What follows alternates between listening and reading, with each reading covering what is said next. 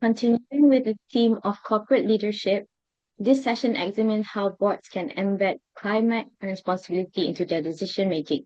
We are delighted to host Philippe Joubert, founder and CEO of Earth on Board.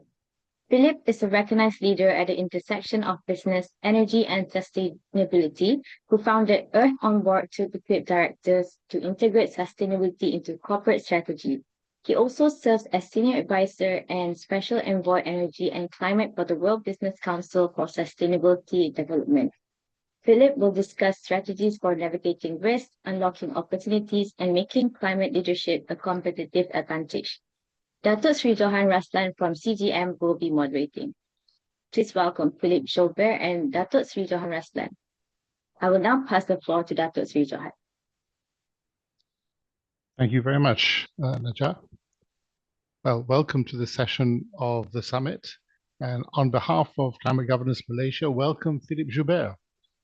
Thank you for investing your valuable time with us, all the way from Paris in France. To introduce Philippe, amongst many things, his CV is massive. First of all, I think most important, he is a member of the advisory board of CGM. He is the founder, as Najah said, and CEO of Earth on Board. He's a global sustainability leader dedicated to making boards Earth competent by embedding ESG and climate into corporate governance. He is also a senior advisor to the World Business Council for Sustainable Development and the World Energy Council. He serves as chair of the advisory board at Cambridge Institute for Sustainability Leadership.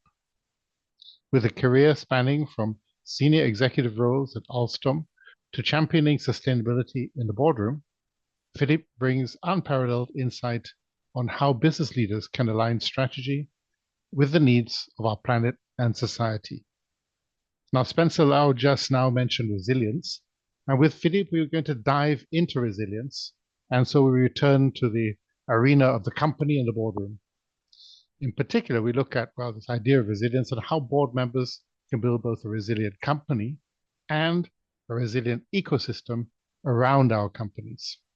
So, Philippe, now I've introduced you. You have a number of slides, and why don't you take us through some thoughts for about 15 minutes, I think. Then we can indulge in some Q&A. Please, anybody has questions out there, please put them in the Q&A box if you would. Otherwise, I've got to cover both the Q&A and the chat, and it gets all a little bit complicated. Thank you, Philippe. Welcome, and over to you.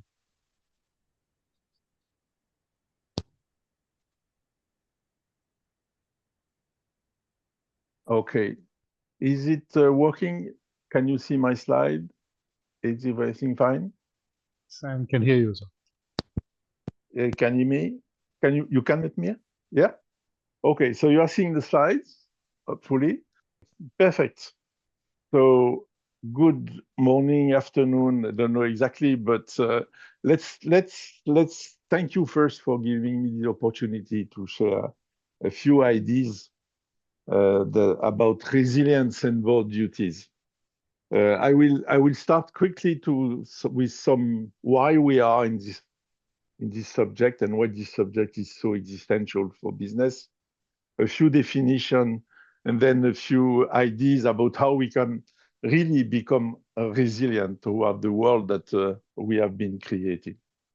So first of all, let's remember that so far we have been doing business taking nature for granted and unlimited. This is the way we create value. The so-called creation of value is nothing but using free of charge services and equity of nature without paying for it.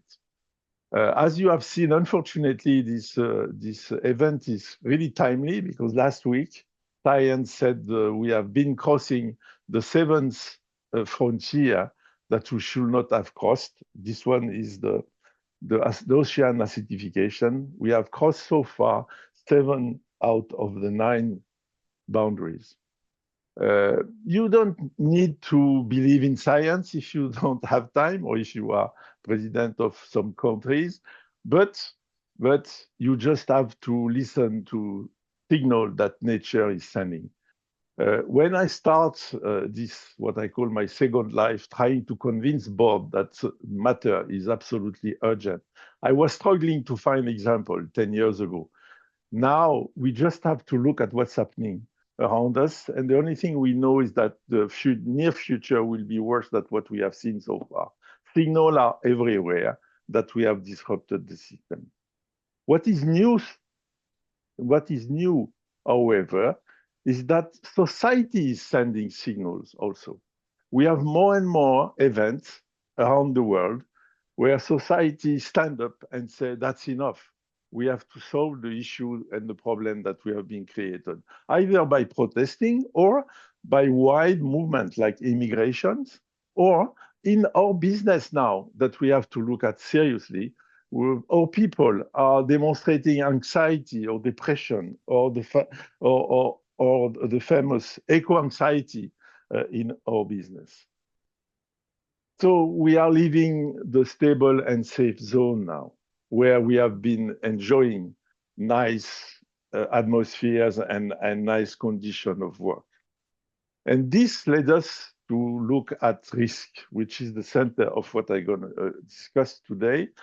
How do you deal with risk? Can you really seriously think we can continue to deal with risk the way we have been dealing with risk so far? In Ocean Board, we have developed this idea of the Pandora box idea, which is we have opened a Pandora box. We don't know what is inside. You don't know what the events that are coming will be. So we have to change. When you don't know what will happen, why do you want to concentrate only on events and on extreme weather events? What is really important now for us, business, is to concentrate on what do we really want to protect. We are used to protect the third line, the financial research. This is what we look normally. We advise now that we have to look a little further, or we have to look at what creates this financial result. For example, the assets that we are using, but also the ecosystem assets of our stakeholders. And more importantly, we have to defend our purpose, our social license to operate. Why do we exist in front of the society that is looking at us more and more as the origin of the problem? So this led us to the concept of resilience that we want to quickly describe now. So a few definitions. First thing, resilience is not resistance. That's the first mistake we do in business normally, because it's more comfortable. We think we can resist, so we build stronger solution. Unfortunately, the system we have created, the famous Pandora box, doesn't allow us to stop there. We don't know what will come. So if you want to protect a windmill, for example, not to have the problem that you are seeing on the photo on the left side, where the wind is too strong for your windmill, and you could not predict this strength, so you kill your windmill. So what you have to do is to do what the people are doing on the right side, which is when the wind is too strong, the windmill goes down. And when the wind is acceptable, the windmill goes up. I will demonstrate later that this means that you have made a few trade-offs before that, but I can assure you that the second windmill resists to any wind, and the first windmill doesn't resist to any wind. Sometimes, instead of avoiding the problem, you have to face the problem, like this one, for example. And in this case, to be resilient, you have to choose the weakness point, which is in the ancient time when we were using wooden pole in electricity, we were making holes in the pole to choose where we wanted the pole to break if the wind was too strong. That was allowing you to come back very quickly to operation, which is the second point. By the way, I try to find the best example of resilience for buildings. And the best example we found is a Japanese earthquake thought house, because this house is made of wood and paper. And this house doesn't resist to earthquake. But the house, when the house falls, it doesn't hurt the people inside, and you can come back very quickly to operation, which is the best way of not resisting, but being resilient and coming back to what is the house made for. Now, what is becoming a resilient company? You require a few things: adaptation, prevention, trade-off, and real effort at the ecosystem level, and serious investments. It means that you have to understand the risk that we are running into. You have to anticipate the crisis at the level of your value chain. And this is absolutely essential to understand that it's not sufficient to make sure that your factory or office is resilient, but your ecosystem should be resilient. And you have to look at things that you have not looked so far. For example, water. We have always been very used to live in a world where water was, we have prioritization of usage for water. We have to allocate scarcity now. And this is not the same legal system. This is not the same collective organization. We have not understood yet. The only thing I know, having seen this example all around the world where I work, business will not be priority for the water when the water is scarce.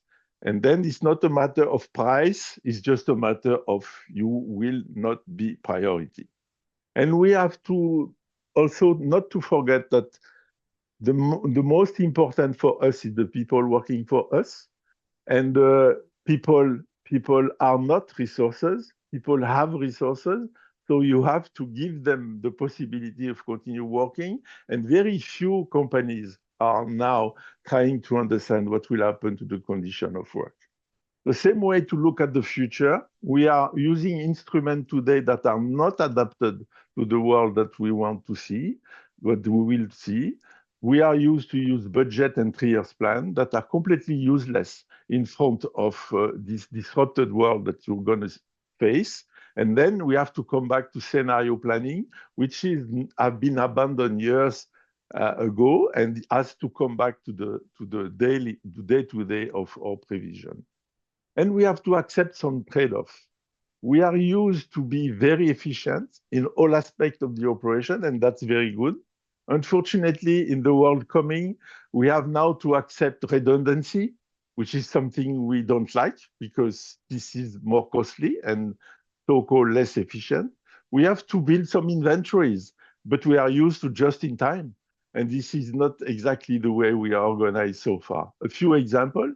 In 2021, this Japanese car maker have built intermediary inventory in view of the world they think we will be facing. When I was talking about ecosystem, this is what I meant. Never forget that we need water, not only to drink or to use as a resources, but also to sustain most. The shipping industry is responsible for more than 80% of the logistics. And last years, we had the example of river getting dry and preventing us to have a normal logistic. Not only rivers, but for example, the Panama Canal was under severe drought and was not able to fulfill its function. And perhaps a last message on this. We have been using insurance also as a very strong base for our risk coverage. Unfortunately, insurance will also have to restructure and change, and they are abandoning geography or business, and we have not yet put that into our risk matrix. Very few risk matrix of company have taken into consideration that insurance will not be there to insure. Another mistake that we are doing is that we dream or we hope or we want to see the good old world coming back. This is not there. This will not come back for the next centuries.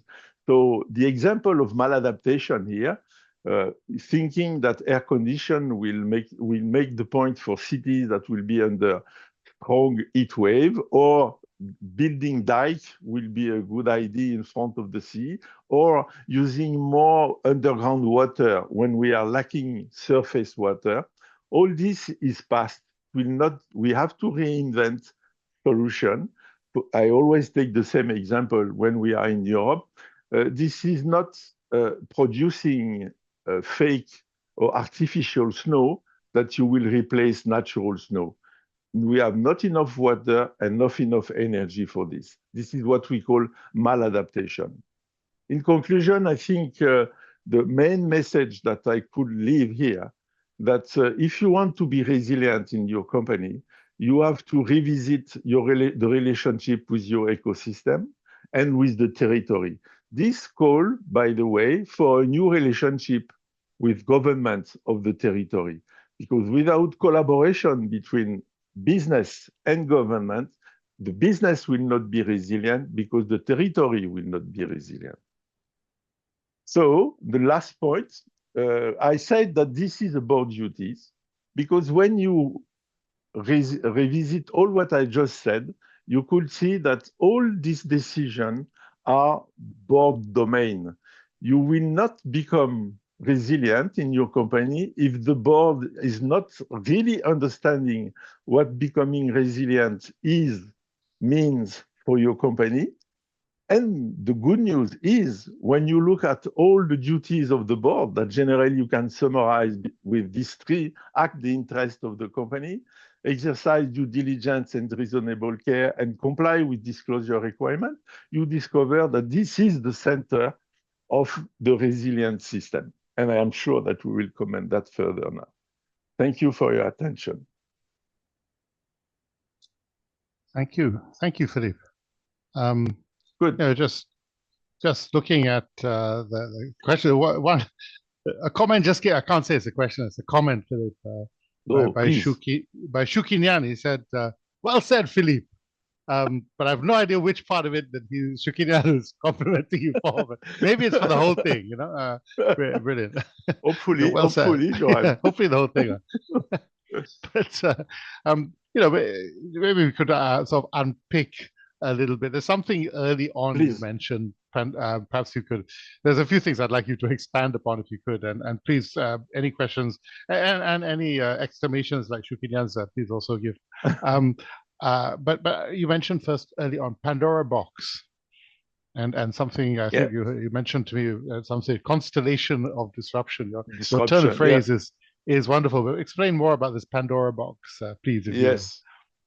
The Pandora box and the constellation of disruption are two notions that we are bringing when we advise board. This is what we do on my day-to-day. I go to board and explain to them or discuss with them or wake them up on the new business model that we have to put in place.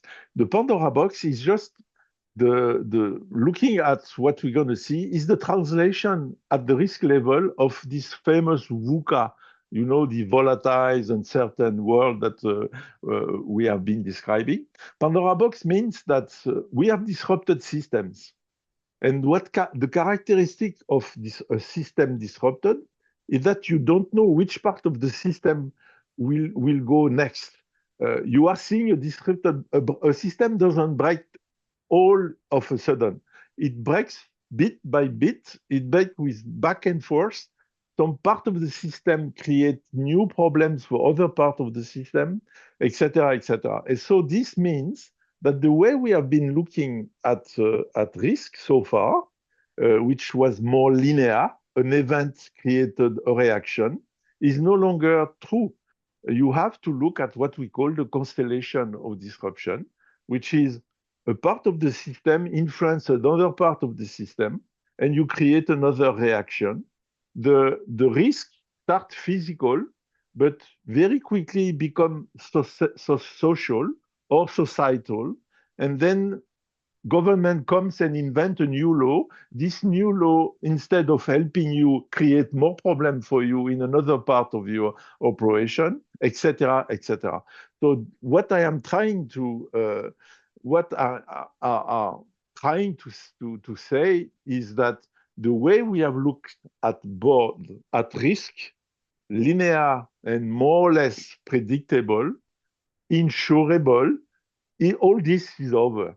And we have to look at the risk in a different way.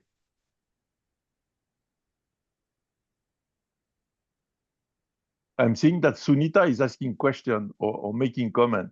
We'll get to Sunita. Let's get to Mr. or Miss Anonymous first.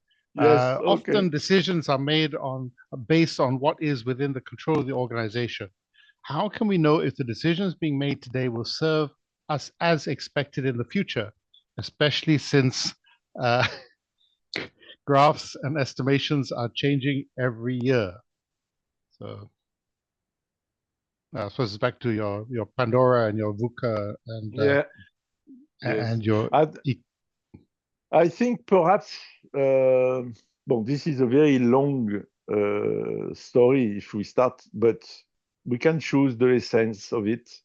And for me, what that means that business perhaps have to understand that to be part of the solution, they are seen now as part of the problem in some area. To be part of the solution, we have to change our relationship with the ecosystem. We have to understand that we have the most important thing, and that's why I was saying for risk, don't cover only your financial return. Try to cover also what you need to create this financial return that is not always under your direct control. And then try to understand what makes you unique. What is your raison d'être, as we said, your purpose, and protect this purpose. If, for example, you are a developer of energy, renewable energy, your most important thing is the credibility you have in the financial market to raise funds to continue your expansion. And it's not your ability to raise a windmill or solar panel. So this is probably the first risk you have to cover.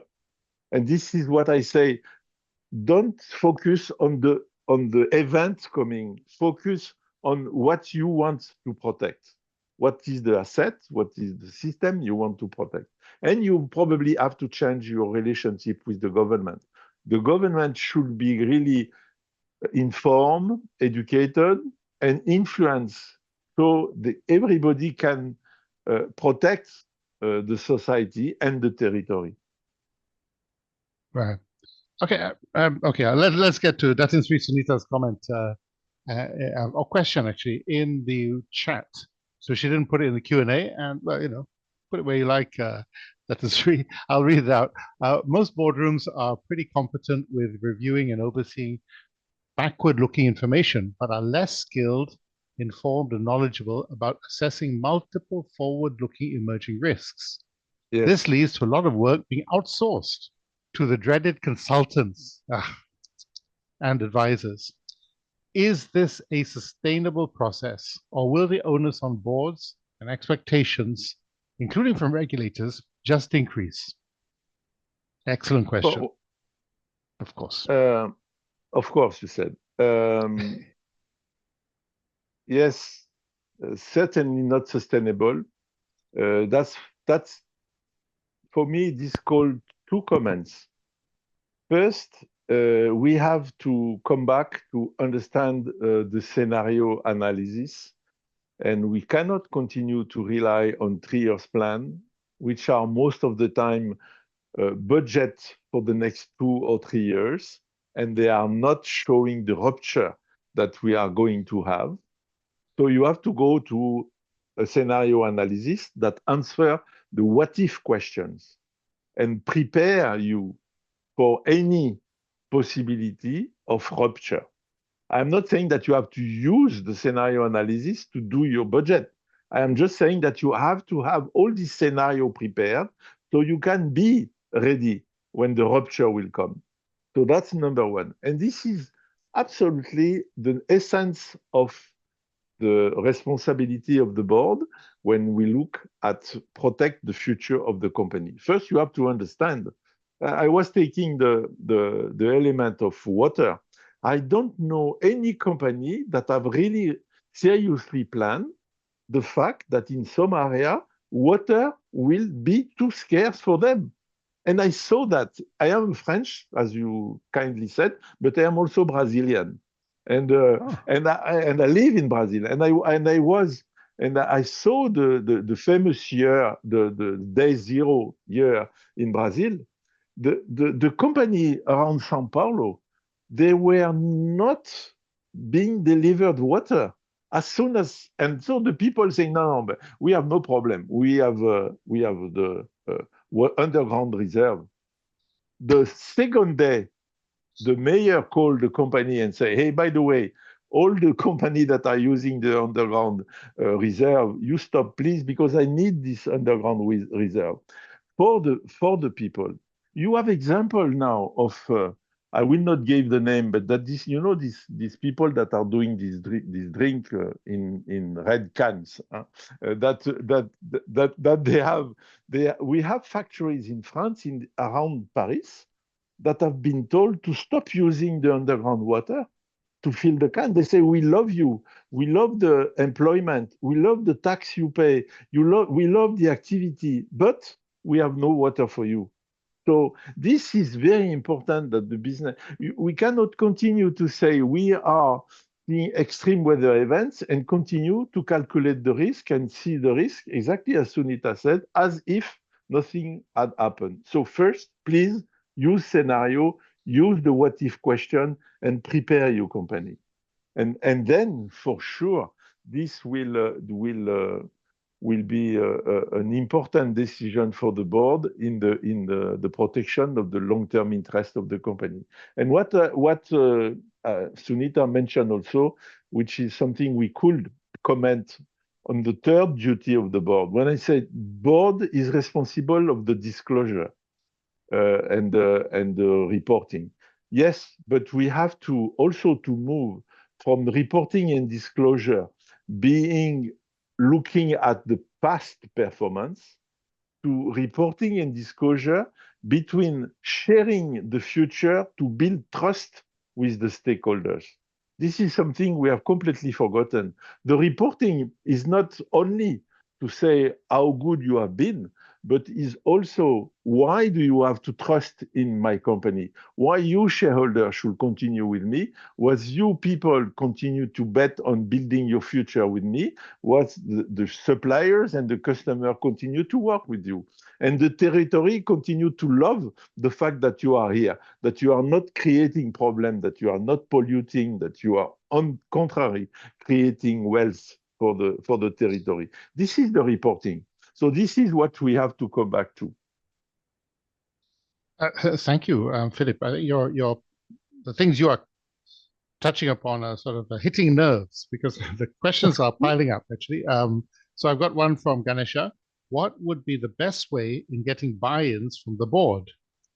Given that focus is on profitability by the CFO and Chief Sustainability Officer and their team, given that the focus is on profitability by the CFO and the CSO and their team the CSO struggles with explaining about return of value instead of return of investment.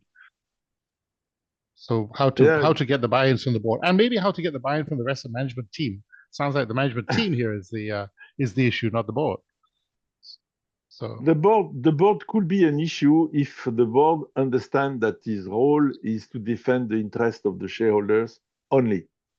And that's the first mistake that the board does normally.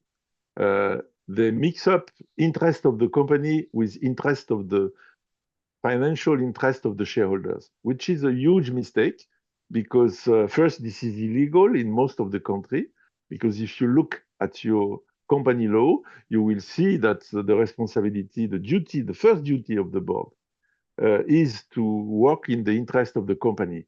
And the interest of the company is not the short-term result of the shareholders, number one. The short-term result of the shareholders or the result for the shareholders is not a purpose. It's a means for the long-term sustainability of the company. Greed with double E, greed is not a purpose. Okay, so that's we have to make that clear. You need to make money. No, I will never say the contrary. You need to make money, but this money is for the company growth and sustainability. It's not a goal in life. I will go one step further. The profit that you are generating is just a fiction at the moment.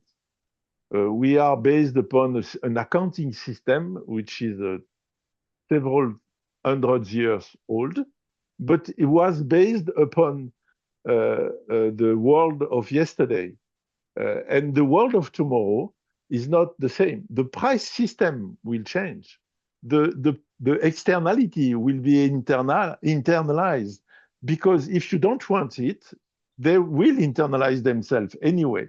The cost of what we call the non-action is so big at the moment that we are not taking that into account. But as I always said, is because we are all counterfeiter, because we are using numbers that we know are fake, and we are paying dividends, paying bonus on result that doesn't exist really, because we are not taking into account the cost of the real cost of our operation. So until and this is a duty of the board, because you perfectly know, everybody who are listening at the moment knows that the first duty of the board is to make sure that the numbers are right. And at the moment, we know that the numbers are not right. So we are legally responsible not to enter into this discussion about making the finance people against the rest of the company. We are all in the same boat, and this is for the long-term success of the company. So let's look at the real cost, real profit, instead of trying to unfortunately to kill this poor CSO, which is trying to explain the obvious that we have to change. Yes. Okay. Thank you. Well said. Thank you. Well said, Philippe. Okay. No, next question from Sujata, my friend. How should companies value the intangible value, sort of connected? How should companies value the intangible value of inputs from nature, building into the resilience of business and assets that are critical to the company, to include in the risk assessment? Sort of similar to what you just said. Yes. You have two things that we have to understand. This is, you have to use the real cost. It doesn't mean that you know how to monetize this cost always, but this is what we call the shadow price. So we can use price that help you to make decision. And for example, let's start with the R&D portfolio. A company that is choosing the next R&D program without using a shadow price of carbon, or a real price of water, or the cost to substitute pollination. You have very good example, very close to Malaysia, in Singapore, for example. Company in food business, they are buying bees at the moment because they cannot find bees anymore in the place where they have their crop. So they have to buy bees around the world to make sure that the pollination will happen in their business. So this cost is already in their balance sheet and is already in their P&L. So you have to make sure that you start to understand the real cost that you will have to face when you develop R&D program or when you invest. If not, if you don't use a price of carbon to select your R&D programs, you are in reality building an R&D portfolio for the world of yesterday, because the world of tomorrow will have CO2 price. You already know that. In plenty of countries, you already have CO2 price. I am not telling you spend hours to try to guess what will be the next CO2 price, but put a CO2 price, the best you can find, and make decision using this price. If not, you are building future stranded assets.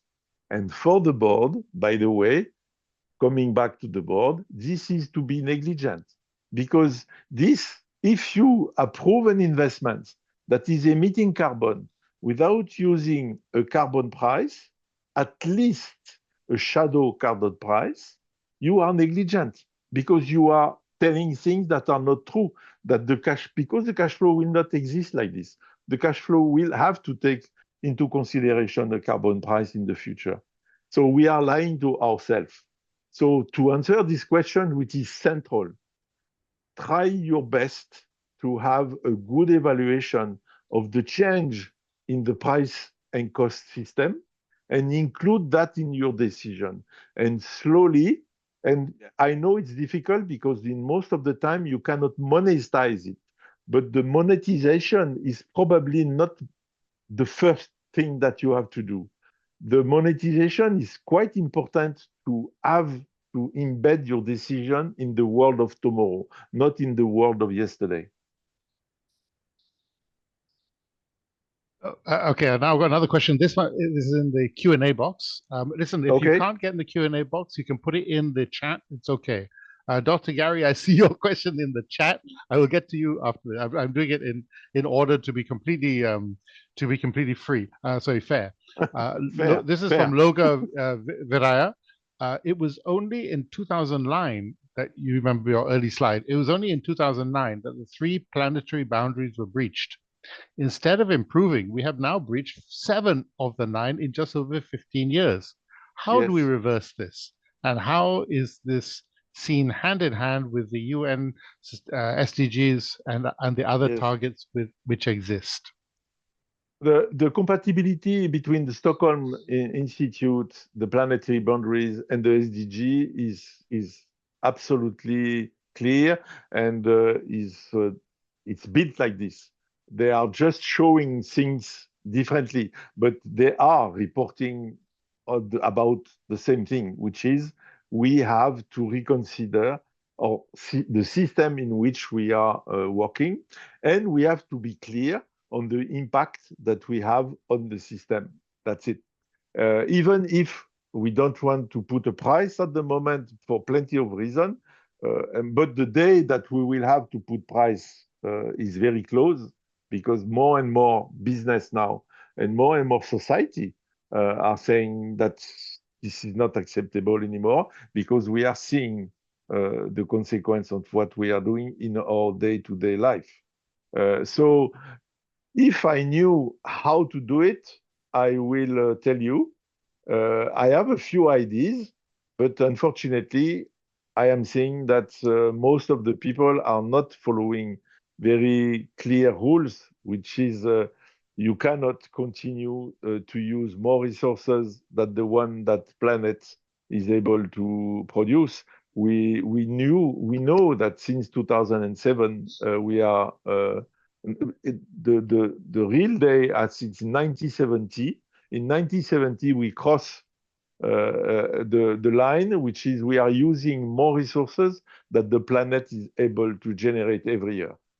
So we are destroying the planet on which we are living. And as a famous guy said once, we have only one. There is no planet B.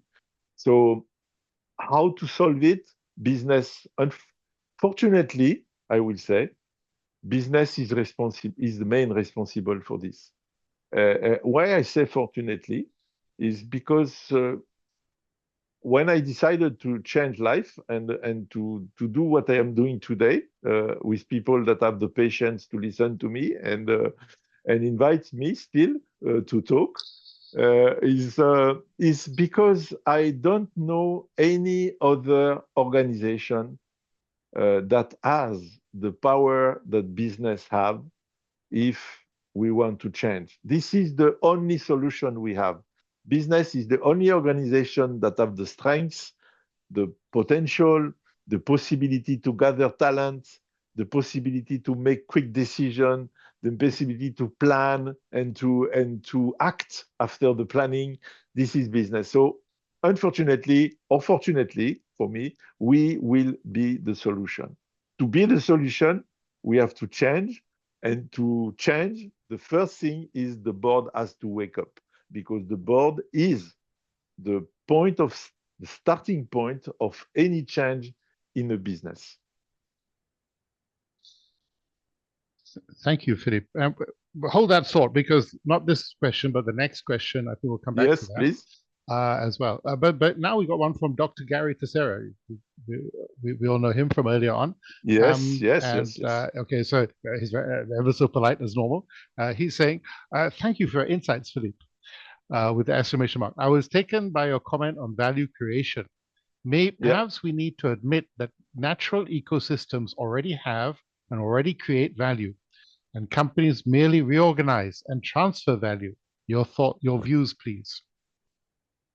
I am a little more drastic than you are, Gary. I will say that I challenge the fact that currently business is creating value at all. Because if we look at the cost of the destruction of the natural capital that we are not taking into account and that we are not paying for, the creation is quite limited. What we are seeing now is, and I know that you are interested in this area, so the law is slightly moving in that direction. You have a few examples recently, famous cases like the Peruvian farmer that sued a big utility in Germany that is starting to be known. And the judge said, this is not because what you do is legal, that you should not pay for the consequence of your actions.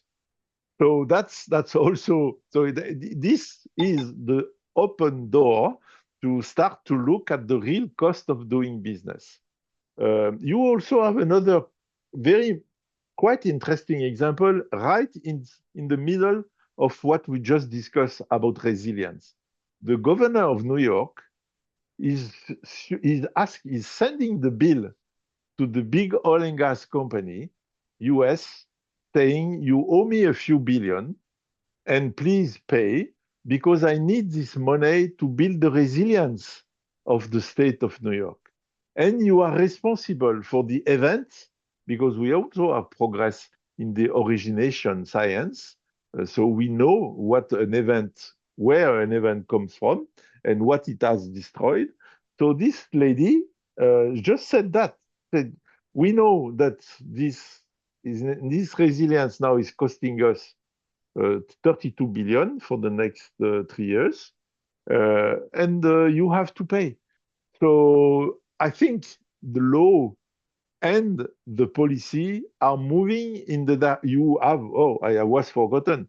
We are starting an action, mostly in the United States, against oil and gas company and mining industry called the zombie wells, which is to sue the people that oil and gas and mining industry to pay the bill for putting back the nature the way they found it, not putting back the oil they have used, but at least greening.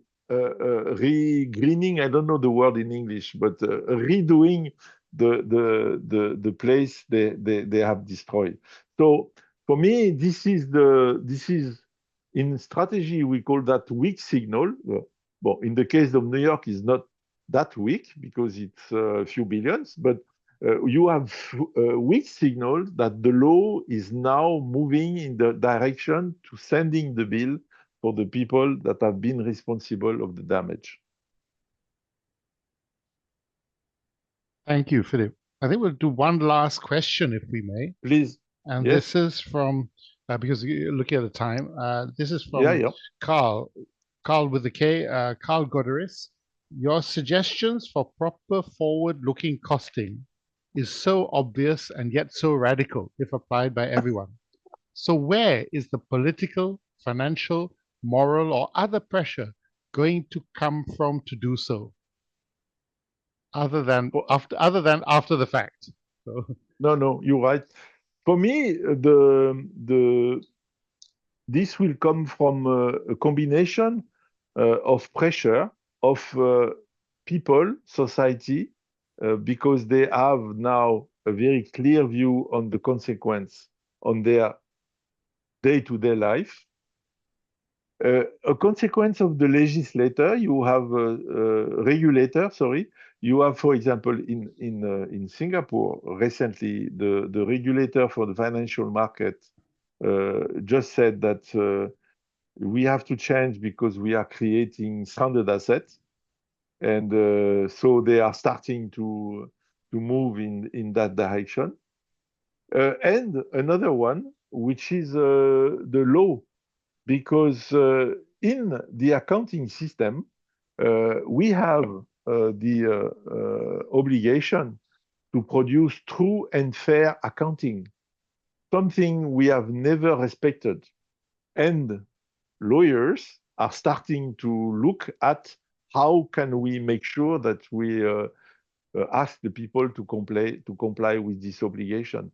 So for me, this is a combination of citizens seeing that the consequence of what we are doing, regulator that will be under pressure because if not, they are not fulfilling their obligation. And that's why our role as business to collaborate with the regulator, to influence the government, to become altogether resilient, and to explain that without working together, we will not be successful.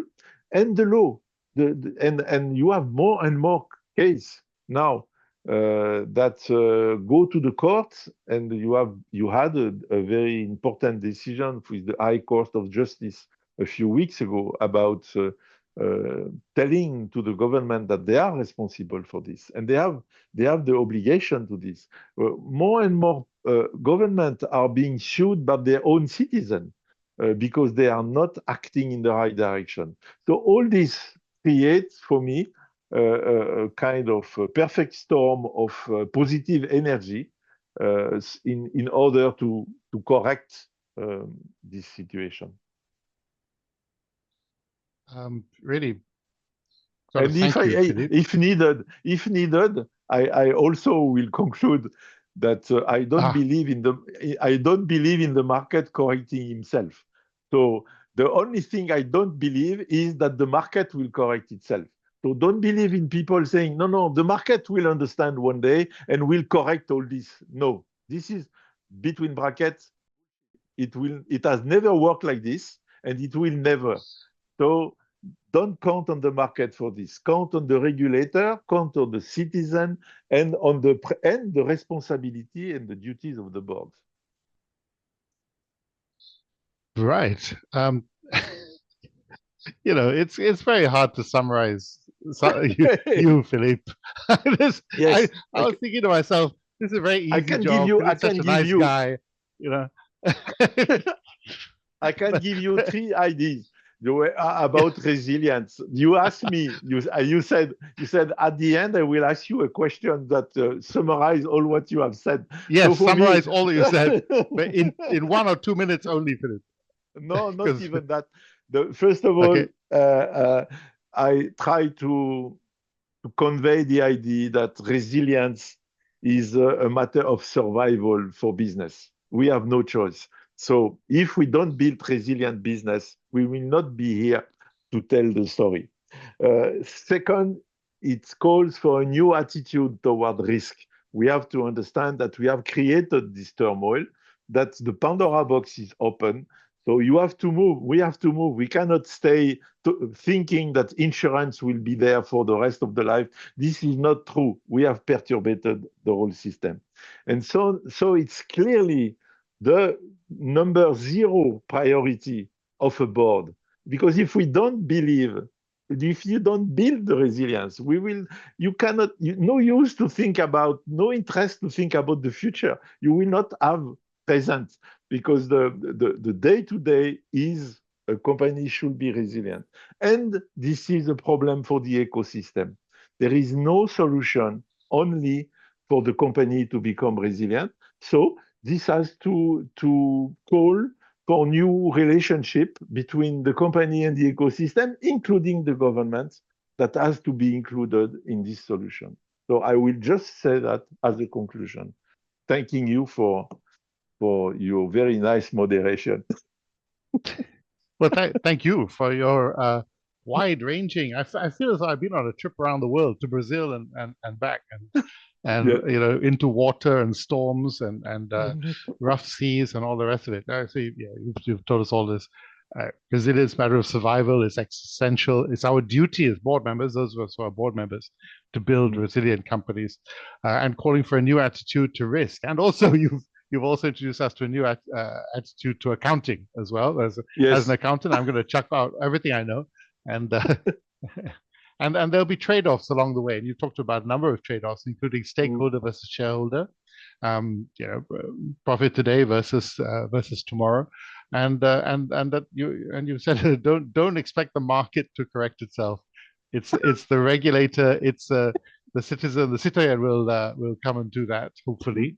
And the company, well, our companies are not islands, are they? You said it's part of an ecosystem, and we have a duty also to engage with what's out there, with the ecosystem, with the regulator and so on. And this is something, I think, in Asia that we don't do a lot. You know, government and regulator will always send out these papers for discussion, for, you know, and then in Asia we're not going to answer that.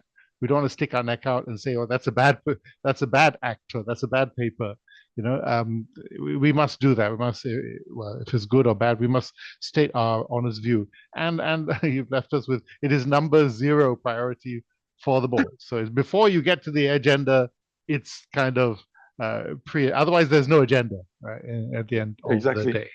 Yeah, so really appreciate it. Thank you very much. On behalf of Climate Governance Malaysia and on behalf of everybody in the audience today, thank you, Philippe, for joining us and sharing a very small part, obviously, of your accumulated wisdom here today. And I think I can only end with one phrase that came from the first commentator, you know, earlier on, when I say just, well said, Philippe. Well said. Thank you so much. Thank you. Thank you, Johan. Thank you, everybody. Thank you. Bye-bye. Goodbye, everybody. Thank you.